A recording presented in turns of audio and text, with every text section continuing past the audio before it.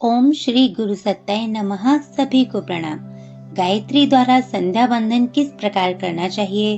परम पूज्य गुरुदेव स्पष्ट करते हैं कि कुछ कार्य ऐसे होते हैं जिनका नित्य करना मनुष्य का अनिवार्य कर्तव्य है। ऐसे कर्मों को नित्य कर्म कहते हैं। नित्य कर्मों के उद्देश्य हैं: पहला, आवश्यक तत्वों का संचय, दूसरा, अनावश्यक तत्वों का त्याग। शरीर को प्रायः नित्य ही कुछ न कुछ नई आवश्यकता होती है। प्रत्येक गतिशील वस्तु अपनी गति को स्थिर रखने के लिए कहीं न कहीं से नई शक्ति प्राप्त करती है। यदि वह ना मिले तो उसका अंत हो जाता है। रेल के लिए कोयला, पानी, मोटर के लिए पेट्रोल, तार के लिए बैटरी, इंजन के लिए तेल, सिनेमा के लिए बिजली की आवश्यकता होती है। पौधों का जीवन खाद पानी पर निर्भर रहता है। पशु पक्षी कीट पतंग प्रकृति के अनुसार अन्न जल वायु लेकर वे जीवन धारण करते हैं। यदि आहार न मिले तो शरीर यात्रा असंभव है। कोई भी गतिशील वस्तु, चाहे वह सजीव हो या निर्जीव, अपनी गतिशीलता को स्थिर रखने के लिए आहार अवश्य चाहेगी।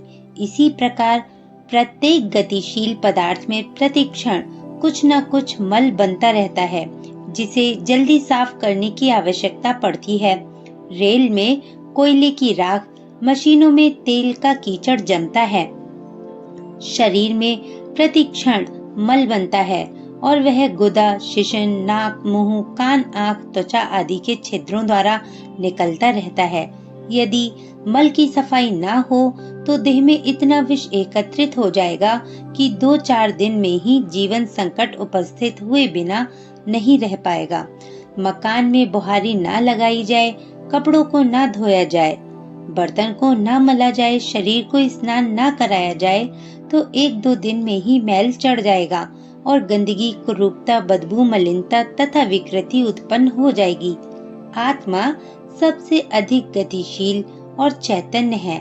उसे भी आहार की और मल विसर्जन की आवश्यकता पड़ती है। स्वाध्याय, सत्संग, आत्मचिंतन, उपासना, साधना आदि साधनों द्वारा आत्मा को आहार प्राप्त होता है और वह बलवान, चैतन्य तथा क्रियाशील रहती है। जो लोग इन आहारों से अपने अंतःकरण को वंचित रखते हैं और सांसारिक झंझटों में ही हर घड़ी लगे रहते हैं, उनका शरीर चाहे कितना ही मोटा हो, धन दौलत कितनी ही जमा क्यों ना हो जाए, पर आत्मा भूखी ही रहती है। इस भूख के कारण वह निस्तेज, निर्बल, निष्क्रिय और अर्धमूर्छित अवस्था में पड़ी रहती है। इसलिए शास्त्रकारों ने आत्म साधना को नित्य कर्म में शामिल करके मनुष्य के लिए उसे एक आवश्यक कर्तव्य बना दिया है। आत्मिक साधना में आहार प्राप्ति और मल विसर्जन दोनों महत्वपूर्ण कार्य समान रूप से होते हैं। आत्मिक भावना, विचारधारा और अवस्थिति को बलवान, चैतन्य एवं क्रियाशील बनाने वाली पद्धति को साधना कहते हैं।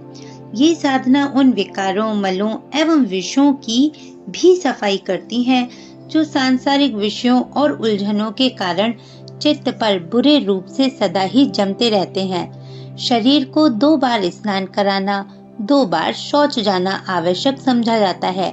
आत्मा के लिए भी ये क्रियाएं होनी आवश्यक हैं। इसी को संध्या कहते हैं। शरीर से आत्मा का महत्व अधिक होने के कारण त्रिकाल संध्या की साधना का शास्त्रों में वर्णन है। 3 बार न बन पड़े तो प्रातः और सायं 2 बार से काम चलाया जा सकता है। जिसकी रुचि इधर बहुत ही कम है, वह 1 बार तो कम से कम ये समझकर करें कि संध्या हमारा आवश्यक नित्य कर्म है, धार्मिक कर्तव्य है। उसे न करने से पाप विकारों का जमाव होता रहता है। भूखी आत्मा निर्बल होती चलती है। ये दोनों ही बातें पाप कर्मों में शुमार हैं। अतएव पातक भार से बचने के लिए भी संध्या को हमारे आवश्यक नित्य कर्मों में स्थान मिलना उचित है। संध्या बंदन की अनेक विधियां हिंदू धर्म में प्रचलित हैं। उनमें सबसे सरल, सुगम, सीधी और अत्यधिक प्रभावशाली उपासना गायत्री मंत्र द्वारा होने वाली ब्रह्म संध्या है। इसमें केवल एक ही गायत्री मंत्र याद करना होता है। अन्य संध्या विधियों की भांति अनेक मंत्र याद करने और अनेक प्रकार से विधि विधान याद रखने की आवश्यकता नहीं पड़ती। सूर्योदय या सूर्यास्त समय को संध्या काल कहते हैं। यही समय संध्या वंदन का है। सुविधा अनुसार इसमें थोड़ा आगे पीछे भी कर सकते हैं। त्रिकाल संध्या करने वालों के लिए ये तीसरा समय मध्याह्न काल का है। नित्य कर्म से निवृत्त होकर शरीर को स्वच्छ करके संध्या के लिए बैठना चाहिए। उस समय देह पर कम से कम वस्त्र होने चाहिए। खुली हवा का एकांत स्थान मिल सके तो सबसे अच्छा, अन्यथा घर का ऐसा भाग तो चुनना चाहिए जहां कम खटपट और शुद्धता रहती हो। कुश का आसन, चटाई, टाट या चौकी बिछाकर पालथी मारकर मेरुदंड सीधा रखते हुए संध्या के लिए बैठना चाहिए। प्रातः काल पूर्व की ओर, सायंकाल को पश्चिम की ओर मुंह करके बैठना चाहिए। पास में जल से भरा पात्र रख लेना चाहिए। संध्या के 5 कर्म हैं। उनका वर्णन हम अगले वीडियो में करेंगे। तब तक बने रहिए हमारे चैनल के साथ। आपका दिन शुभ हो। ओम शांति। आप लोग अपना बहुत बहुत ख्याल रखिए। धन्यवाद।